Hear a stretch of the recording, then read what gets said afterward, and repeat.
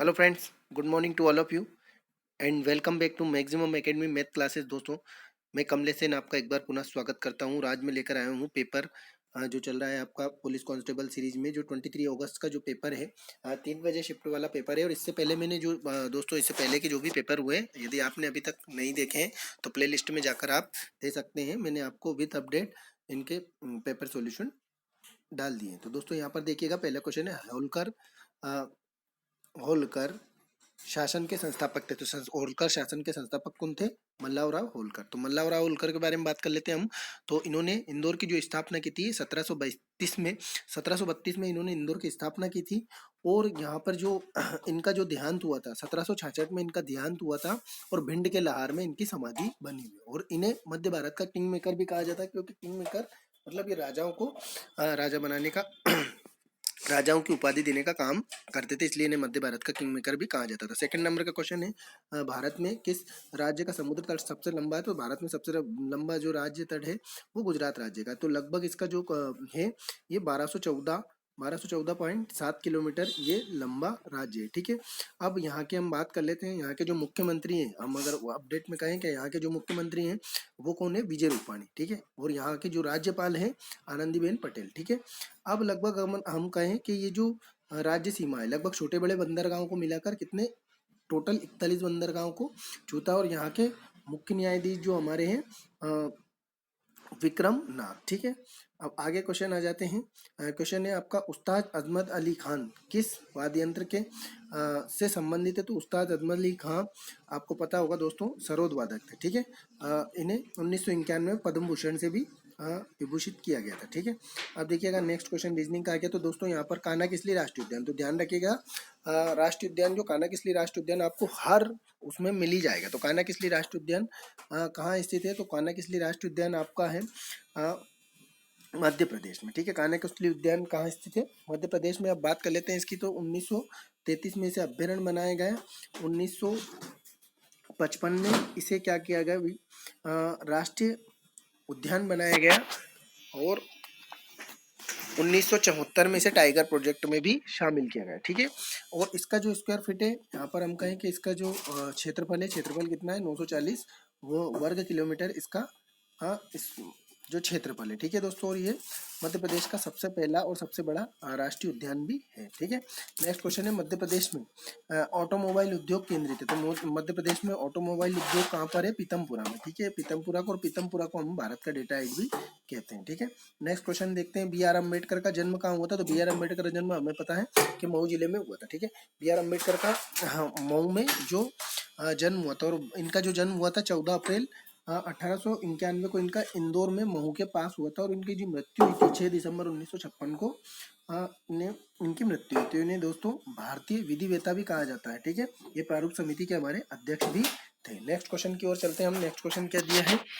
Next question दिया है आपका, प्रसिद्ध पवित्र स्थल केदारनाथ किस राज्य में स्थित है? तो प्रसिद्ध पवित्र स्थल हमारा पता है आपको कि उत्तराखंड में स्थित है। अब बात कर लेते हैं केदारनाथ के मुख्य उत्तराखंड के जो मुख्यमंत्री हैं, उत्तराखंड के मुख्यमंत्री हमारे कौन है? त्रिवेंद्र सिंह रावत। ठीक है, और यहाँ के जो दोस्तों राज्यपाल है राज बेबी रानी मौर्य। ठीक है, राज बेबी रानी मौर्य यहाँ की क्या है? राज्यपाल है। अब यहाँ पे हम बात कर लेते हैं यहाँ के, ये इसलिए भी दोस्तों हमारे लिए महत्वपूर्ण हो जाता है। क्यों हो जाता है? क्योंकि यहाँ क्या होता है, 12 ज्योतिर्लिंग में से एक ज्योतिर्लिंग ये भी है। ठीक है, और 5 केदार में से एक केदार ये भी है। ठीक है, 4 धाम में से एक धाम ये भी है, हम इसे भी कहेंगे। अब यहाँ पे जो पट खुले हुए रहते हैं अप्रैल से नवंबर तक, यहाँ पर खुले हुए रहते हैं, बाकी पूरे समय यहाँ क्या होता है? बंद रहता है। ठीक है, अब यहाँ बात कर लेते हैं क्या है, अभी ये बहुत ज़्यादा प्रसिद्ध रहे क्योंकि यहाँ एक दिन की सीएम बनाई गई, जो इस बालिका को बनाया गया सृष्टि गोस्वामी को। सृष्टि गोस्वामी को यहाँ पर एक दिन का सीएम भी अभी बनाया गया था। ठीक है, और ये किसके लिए किस वजह से बनाया? बालिका विकास की पहल मजबूत करने के लिए इन्हें यहाँ पे एक दिन का सीएम भी बनाया गया था। दोस्तों ये वाला आपको ध्यान रखना है, इसका मुख्यमंत्री राज्यपाल कुछ भी यहाँ पर हाईलाइट हुआ है तो ये पूछ सकता है आपसे। ठीक है, नेक्स्ट क्वेश्चन है, इंदिरा गांधी राष्ट्रीय जनजातीय विश्वविद्यालय कहाँ है? तो ये आपको पता होगा अमरकंटक में। ठीक है, ये अधिनियम 2007 के अंतर्गत इसे बनाया गया है। महानदी बेसिन का मुख्य हिस्सा अब है, तो महानदी बेसिन का हिस्सा अब कहाँ पर है, तो ये छत्तीसगढ़ में पहुंच चुका है। ठीक है, छत्तीसगढ़ में सबसे ज्यादा अब पहुंच चुका है। अगला है भारत के वर्तमान उपराष्ट्रपति कौन है, तो भारत के वर्तमान उपराष्ट्रपति भारत के वर्तमान उपराष्ट्रपति जो है हमारे वेंकैया नायडू। ठीक है, भारत के जो वर्तमान उपराष्ट्रपति है जो वेंकैया नायडू है, वेंकैया नायडू है। और ये जो कौन से नंबर के दोस्तों, 13वें नंबर के हमारे राष्ट्रपति। ठीक है, उपराष्ट्रपति है। यहाँ पर अब आगे आ जाते हैं, रीजनिंग के क्वेश्चन है। यूपीएससी के वर्तमान अध्यक्ष कौन है, तो यूपीएससी के वर्तमान अध्यक्ष है हमारे प्रदीप कुमार जोशी, जो यूपीएससी के वर्तमान अध्यक्ष है। ठीक है, नेक्स्ट क्वेश्चन की ओर चलते हैं। नेक्स्ट क्वेश्चन दिया है हमारा महिला और बाल विकास केंद्रीय मंत्री कौन है, तो महिला एवं बाल विकास केंद्रीय मंत्री हमारी स्मृति ईरानी। और इनके पास दोस्तों एक पद और है, कपड़ा मंत्री भी है, मतलब ये कपड़ा उद्योग मंत्री, मतलब कपड़ा मंत्री भी नहीं, यहाँ पर वस्त्र उद्योग मंत्री भी यहाँ पर इन्हें कह सकते हैं। ठीक है, अगला क्वेश्चन आता है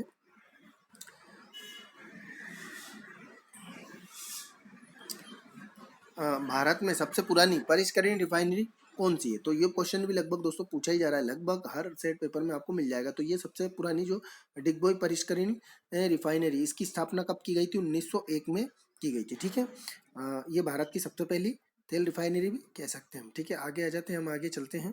यहाँ पर रीजनिंग के क्वेश्चन आ गए हैं, रीजनिंग क्वेश्चन और आगे बढ़ते हैं दोस्तों। हम देखिएगा दोस्तों, क्वेश्चन दिया है 2015 में आयोजित NSO स्वच्छता सर्वेक्षण द्वारा भारत को सबसे स्वच्छ राज्य घोषित किया। भारत का सबसे स्वच्छ राज्य किस राज्य को घोषित किया, तो वर्तमान में 2020 इस सर्वेक्षण के NSO के द्वारा जो सबसे स्वच्छ राज्य जिसे घोषित किया गया वो छत्तीसगढ़ है। और दोस्तों अगर हम कहें कि जो शहर है भारत का सबसे स्वच्छ शहर वह है इंदौर, और लगातार ये चौथी बार आया हुआ है। ठीक है, तो इंदौर हम कहेंगे, तो इंदौर लगातार चौथी बार इसमें स्वच्छ रहा है। ठीक है, प्रथम रहा है दोस्तों ये। ठीक है, आप प्रथम आने में आप देखिएगा, चुनाव संग्रहालय में स्थित है, तो चुनाव संग्रहालय हमें पता है दिल्ली में स्थित है। ठीक है, अब हम मुख्य चुनाव आयुक्त की बात करें तो मुख्य चुनाव आयुक्त कौन है, हमारे राजीव कुमार। ठीक है, राजीव कुमार हमारे मुख्य चुनाव आयुक्त है। ठीक है, ये भी ध्यान रखना है आपको दोस्तों। ठीक है, नेक्स्ट देखिएगा क्वेश्चन है, क्वेश्चन दिया है आपको मध्य प्रदेश राज्य औद्योगिक निगम विकास निगम की स्थापना कब की गई, तो वेरी वेरी IMP क्वेश्चन हो जाता है। तो ये देखिएगा 1965 में आपकी स्थापना की गई थी। ठीक है, नेक्स्ट क्वेश्चन देखिएगा, नेक्स्ट क्वेश्चन काठमांडू विश्वविद्यालय 2016 में को मानद डॉक्टर ऑफ लीडर्स है ना की उपाधि धारण करके दिया गया, तो इसका आंसर है प्रणब मुखर्जी को। ठीक है, नेक्स्ट क्वेश्चन देखिएगा, नेक्स्ट क्वेश्चन क्या दिया है, राष्ट्रीय खाद्य सुरक्षा अधिनियम को पारित किया गया था, तो राष्ट्रीय खाद्य सुरक्षा अधिनियम आपका पारित किया गया था दोस्तों यहाँ पर 2013 में इसे पारित किया गया था। तो दोस्तों यहाँ पर राष्ट्रीय खाद्य सुरक्षा अधिनियम कब पारित किया गया था, 2013 में। तो इसमें दो राष्ट्रीय खाद्य सुरक्षा मतलब जो दोस्तों आपको राशन दिया जाता है ना, उसमें क्या होता है, जो 5 रुपए में 3 किलो चावल जो मिलते थे आपको, वो आपको दिया जाए। ठीक है, नेक्स्ट क्वेश्चन अपन आ जाते हैं आगे। अब थोड़ा रीजनिंग के क्वेश्चन है, अब रीजनिंग के क्वेश्चन के बाद में आपको देखते हैं, आगे बढ़ते हैं हम।